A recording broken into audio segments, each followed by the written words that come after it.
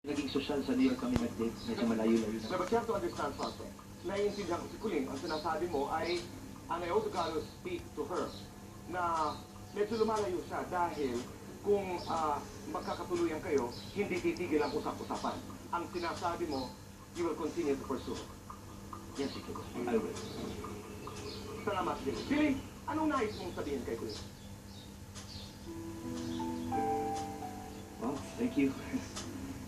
Kinukuha na ako ni Lord.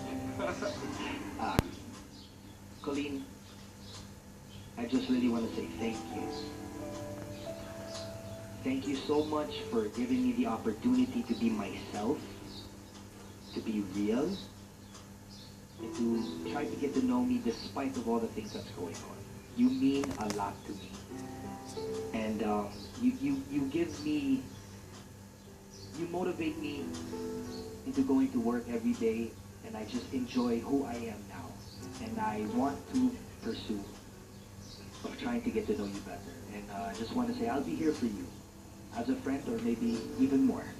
And thank you. That's all I want to say.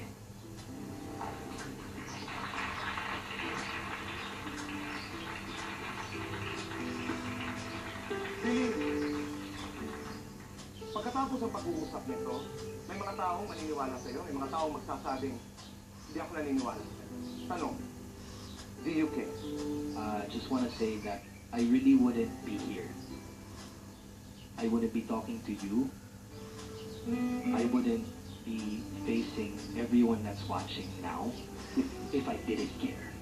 Masakit din eh. Hindi na yung career ang pinaglalabanan ko. Hindi na ako nakikipaglaban kung ano yung tama at mali. Ang pinaglalabanan ko na lang pagkatao ko dito po. Kasi mahirap maglakad na nagtatago. Mahirap maglakad na alam mong marami nagsasalita ng masama tungkol sa'yo. Kasi kami, tao rin kami.